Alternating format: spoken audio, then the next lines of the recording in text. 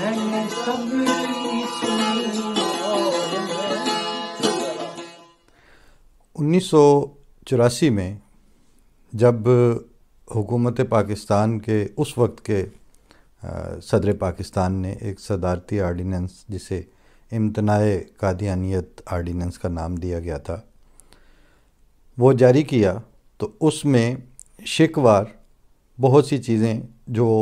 بین کر دی گئیں کہ کلمہ طیبہ نہیں پڑھ سکتے، اذان نہیں دے سکتے، اپنی مسجد کو مسجد نہیں کہہ سکتے،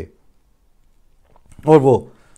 اچھا شائع اور متعارف ہے، وہ بدنام زمانہ آرڈیننس ہے، اس لیے اس کی تفصیل میں نہ بھی جائیں تو سب کو پتہ ہے اس کا۔ اس کے اسباب تھے، البتہ اسباب یہ تھے کہ 74 میں جب یہ فیصلہ کر دیا گیا کہ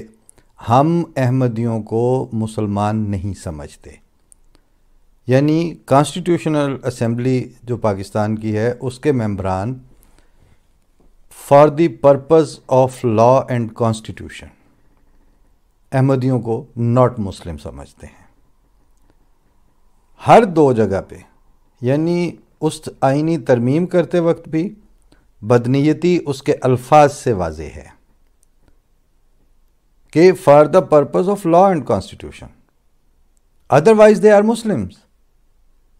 مطلب اس کا اور کیا مطلب بن سکتا ہے؟ دوسرا یہ کہ ہم یہ سمجھتے ہیں کہ وہ مسلمان نہیں ہیں۔ احمدی اپنے آپ کو کیا سمجھتے ہیں، اس پہ آئینی ترمیم 73 والی نے ایک لفظ بھی نہیں بولا۔ کیوں؟ کہ جانتے تھے کہ آرٹیکل 20 کانسٹیٹیوشن کا وہ ہر شہری کو یہ حق دیتا ہے کہ وہ جو چاہے وہ عقیدہ رکھے، اس کا اظہار کرے، اس کی تبلیغ کرے اور عبادت کرے جس طرح اس کا دل چاہے، اور جو بھی اس کا فیتھ ہو۔ اس کی شق اے اور بی میں یہ ساری ڈیٹیل دی ہوئی ہے۔ اب اپنے آئین کے آرٹیکل جو ہیں ان کو وائیولیٹ کرنے کے لیے ترمیم نہیں بنائی جا سکتی، یہ بھی کانسٹیٹیوشن کا حصہ ہے یہ بات، کیونکہ آئین کے آرٹیکلز وہ ڈھانچہ اور فریم ہوتے ہیں جن کے اوپر کانسٹیٹیوشن اور دستور کی عمارت کھڑی ہوتی ہے، تو اس کے پلرز اور اس کی دیواریں توڑنے والی ترامیم کرنے کی اجازت خود کانسٹیٹیوشن نہیں دیتا۔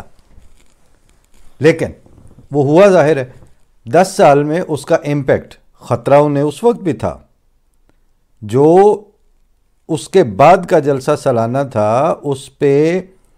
ڈی سی اور کمشنرز اور یہ جو افسران آئے ہوتے تھے، ظاہر ہے لاکھوں کا مجمع ہوتا تھا وہ، اور ایک ریگولر فیچر ہے وہ جماعت کی تاریخ میں، تو ان کو یہ خطرہ تھا کہ اس دفعہ پتہ نہیں کیا ہو جائے گا۔ اس لحاظ سے انہوں نے جلسہ گاہ کے اندر بھی وہ جو پنڈال بنا ہوتا ہے اس میں ایسے سٹیپ وائز سیڑھیوں کے انداز میں گیلیاں دونوں اپنا گولائی میں پڑی ہوتی ہیں شتیر ٹائپ، ان کے اوپر انہوں نے مسلح پولیس والے کھڑے کیے ہوئے تھے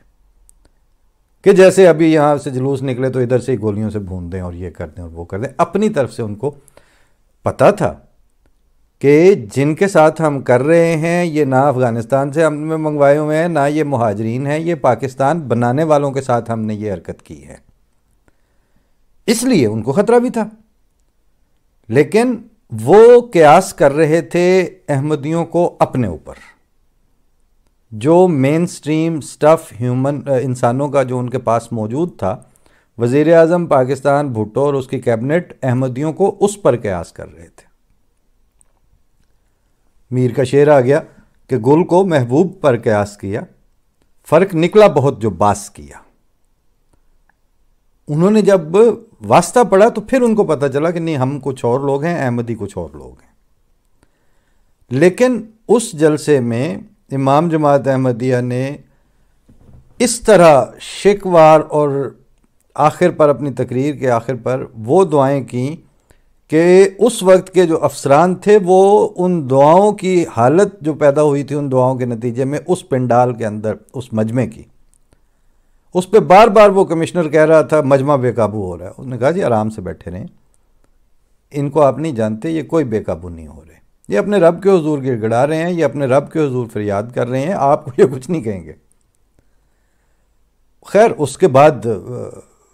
74 آنورڈ پھر آپ اپنی تاریخ دیکھ لیں، اس کے لیے دوسرے پروگرام میں بات کریں گے. فی الحال یہ بتانا مقصود ہے کہ 74 سے 84 تک 10 سالوں میں جماعت احمدیہ کی صحت پہ کوئی اثر نہیں پڑا. جب نہیں پڑا تو انہوں نے پھر اگلا سٹیپ، یہ ملوانے تو ظاہر ہے وہ محمد حسین بٹالوی اور نذیر حسین دہلوی سے لے کے ایک ہی سٹف آ رہا ہے ساتھ ساتھ. ایک تاریخ سفر کرتی ہے زنجیر کے ساتھ، صرف زندہ کی حکایت ہی پہ معمور نہیں، ایک تاریخ سفر کرتی ہے زنجیر کے ساتھ. تو وہ تاریخ ساتھ ساتھ چل رہی تھی. انہوں نے کہا کہ جی یہ تو اپنے آپ کو، یہ تو اسی طرح کے مسلمان ہیں پھر، لہٰذا اب ان کو جبراً غیر مسلم بنانے کے لیے اقدام کیے جائیں کہ اس وقت یہ پھر کلمہ نہیں پڑھ سکتے، یہ اذان نہیں دے سکتے، یہ مسجد کو مسجد نہیں کہہ سکتے، یہ اپنے عقیدے کا اظہار نہیں کر سکتے، یہ تبلیغ نہیں کر سکتے. جو حقوق انسان کے تھے کسی بھی شہری کے، ان سارے حقوق پر تبر رکھا گیا. اور صدر پاکستان نے رکھا، یہ کہہ کے رکھا کہ میں اس آرڈیننس کے بعد انہوں نے کہا تھا کہ قادیانیت ایک کینسر ہے جس کو میں جڑ سے اکھاڑ پھینکوں گا.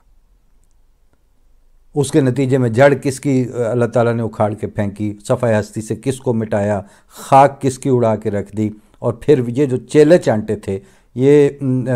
داڑھیوں سے بوٹ پالش کرنے والی جو آپشن دینے والے تھے قائد اعظم کو، یہ وہی سٹف آ رہا ہے نا ابھی تک. ان کا کیا حال ہوا وہ بھی ایک پوری تاریخ ہے، اس کے لیے بھی یہ پروگرام اس کا متحمل نہیں ہے. آپ جانتے ہیں، آپ باہر نکل کے اپنے کسی ملوانے کو جا کے دیکھ لیں، آپ کو پتہ چل جائے گا. ان پہ جو مطلب منہ سے لانتیں ڈالنا، بکواس کرنا تو ایک الگ فعل ہے. شکل پہ لانتیں کس طرح پڑتی ہیں اور آپ کی حرکتوں سے لانتیں کس طرح مترشح ہوتی ہیں، اور آپ چلتے پھرتے مجسم لعنت بن کے اپنے گلی کوچوں میں کس طرح گھومتے ہیں، یہ اس کے لیے اب ہمارے دلائل کی ضرورت نہیں ہے. آپ کسی جگہ ان کو دیکھ لیں، ان میں جھوٹ، ان میں بد نظری، ان میں بد چلنی، ان میں حرص، ان میں طمع، لالچ، خدا خوفی کا فقدان، یہ ساری علامتیں اب اس میں اکٹھی ہوئی پڑی ہیں مولوی کے اندر.